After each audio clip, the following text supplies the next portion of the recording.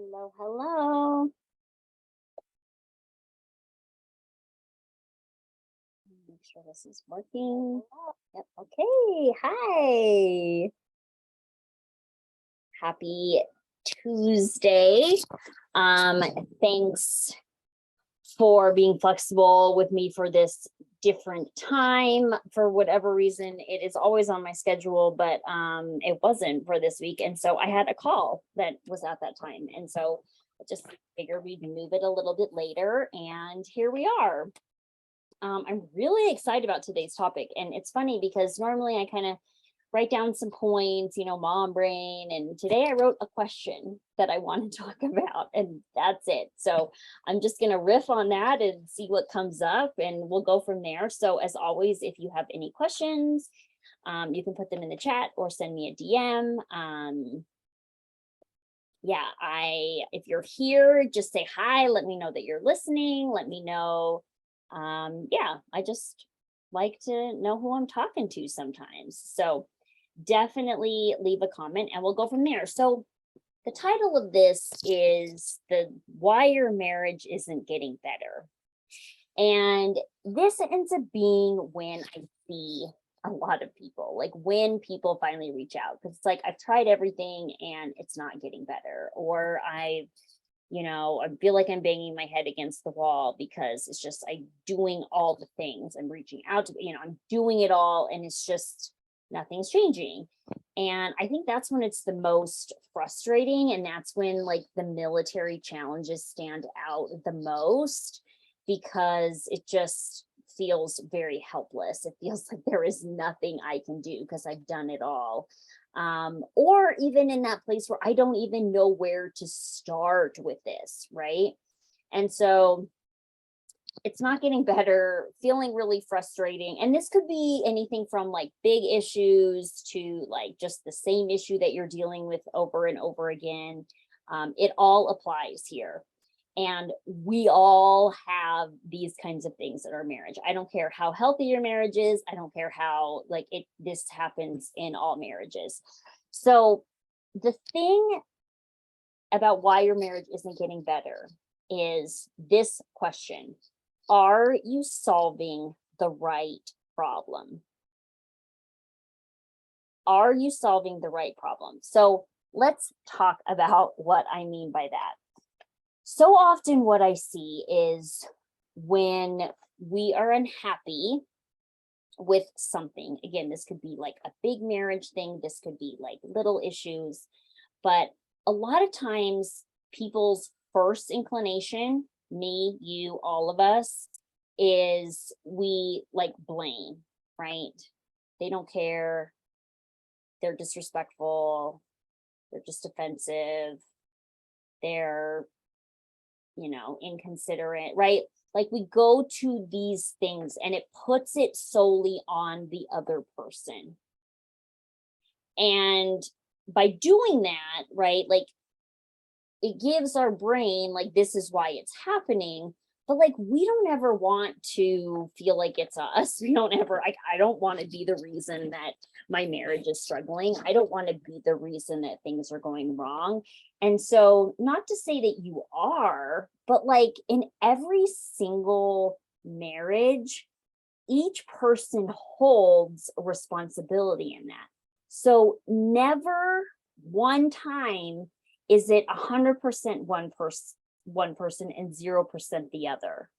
So even if I'm really frustrated, say because, well, I'll even use like an example of a client that I'm working with now where her spouse was unfaithful, and like digging into this and not ever saying that like it was your fault that this happened, but like the two of them had issues in their marriage, and then this is right, and then things happened. Yes. So was it her fault? No, you should never have to go through something like this. But it was never like the foundational stuff was never just him, if that makes sense. So even by putting it all on Justine, you're never going to get the solution that she wants, which is for her, she's going to try to make it work and have a really solid and happy relationship. And she never ever will get that if the goal there is to say, it's you messed up, you did it all. And that's what we want to do. And especially in big things like that, it's really natural to do it. We just naturally put it on someone else.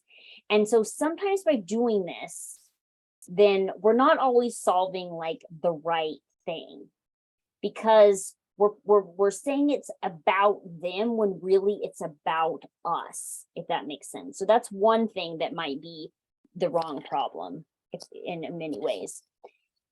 The other thing is that sometimes we pick something that's more superficial when really what we want is something deeper. And so an example for this is like somebody who's consistently getting mad because like my spouse isn't helping with chores, or my spouse isn't telling me what's going on with like work and dates and all this kind of stuff, right? Like that kind of thing. But when we dig into that, it's not actually about the chores. It's not actually about like knowing all the dates. She's not feeling like her spouse is in it with her. She's not feeling like she has a teammate, and it's coming out as, you need to help me with the dishes and you need to help, right? And so even when she starts to get some of these things, she still doesn't feel better. She still doesn't feel good, because that isn't really the thing. It isn't really what her ultimate desire is. Let me take this.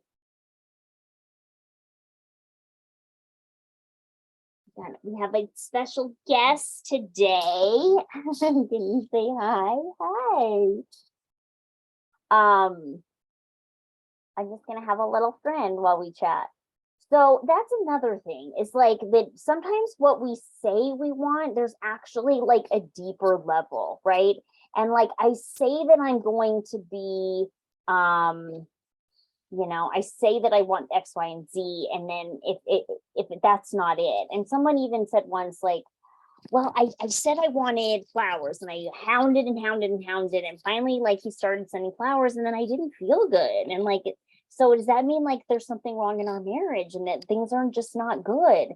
And no, no, it just, what she was wanting was to feel really valued and to feel like her spouse was thinking about her. So it was never like totally about the flowers. It was about this like underlying thing. And because she was just focusing on the top one, the bottom need was never being met, if that makes sense. So the other thing is, are you solving the right problem? Now, the other thing that I see that gets in here is that we don't do the things that we need to do to also have the relationship that we want. And what I mean by this is that maybe there have been some things that have happened in a previous relationship, like that are still kind of in you. Like maybe you had, I don't know, been cheated on in the past, and some of those like feelings of jealousy or feelings of trust issues are kind of bleeding in. Maybe it's, you didn't feel like you were ever valued. Maybe it's that you have this worry about being abandoned.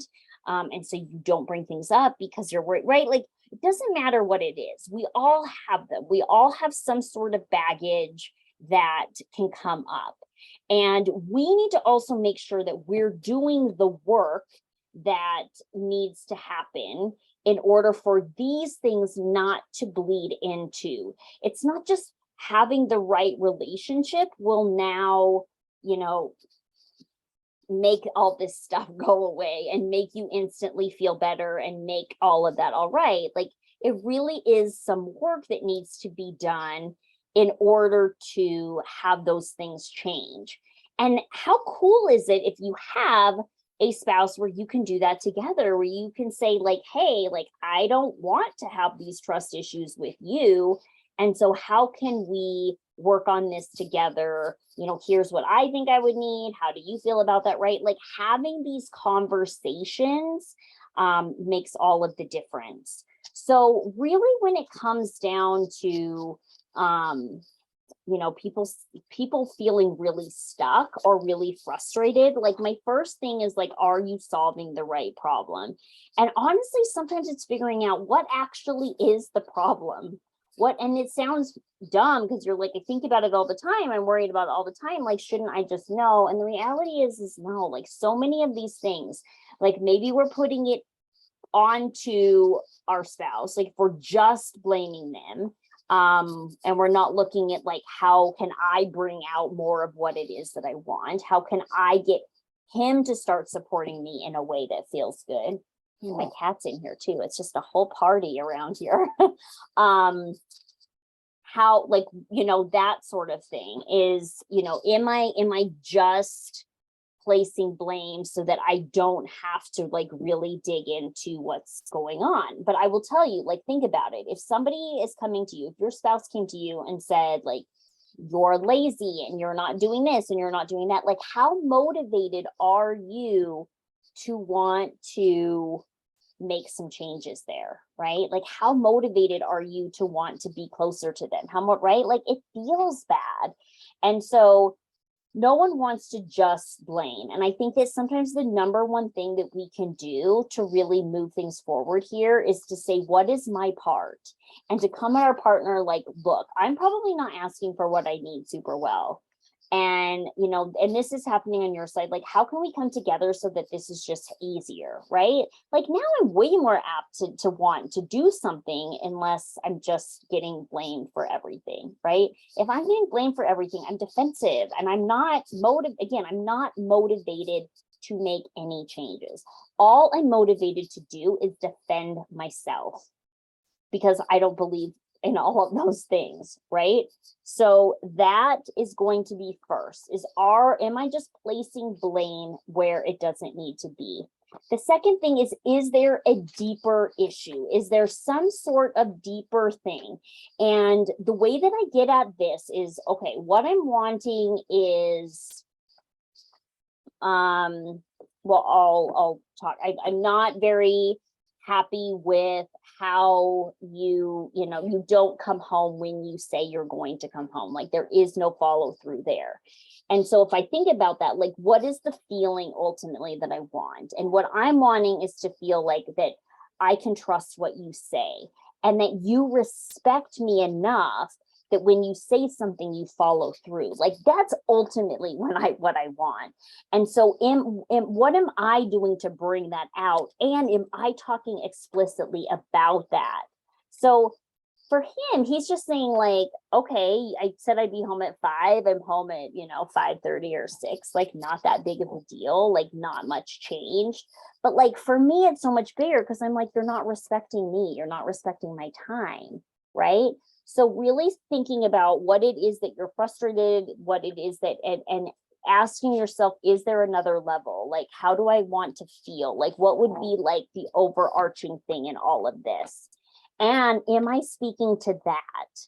I had somebody that said once, like, I just want my spouse they had this journal, like to write in this journal, every week, and then I'll just be happy. And then guess what? Like, so they got the partner to write in the journal, and then they were coming back and saying, well, they're only doing it because I said for them to do it. They don't actually want to, they don't care, right?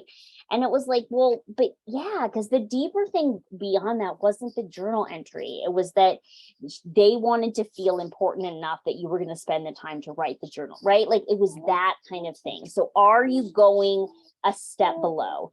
And then the last one is, are you really dealing with and doing the work that you need to do to have the kind of relationship that you want to have? So are you undoing bad habits? Are you fixing things that need to fix? Are you, right? Like that kind of thing. And it's really hard to look at this stuff. It's really hard to like want to do it, but it will make the biggest difference And if I say to my spouse, like, look, this is what I'm doing, and I'm doing this because I want us to be happier and I want us to be better. Now they're like, wow, this person really cares about me to do this. And then they're more likely to do it too. So all of this stuff will end up getting you at least some sort of movement and some sort of direction that you want in your relationship. So if you're feeling stuck, the first question you ask is, am I solving the right problem? Am I even thinking that the problem that I'm having, is that even the actual problem, right? So like really get clear on that first, and then you can start getting the path to actually see some change. So I hope this was helpful. Again, let me know what questions come up for you. Let me know if there is anything that, I can do to support. Let me know if you watch the replay, just say hi. And as always, if there's any topics that you want me to cover, you can let me know those as well. Cameron says hello. We finally got her passport. And so now we are working on getting some travel stuff. She has to like get on all the paperwork because we can get into Japan, but she still cannot.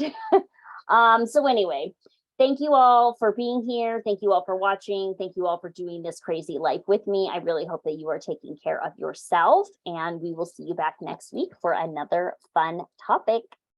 Bye.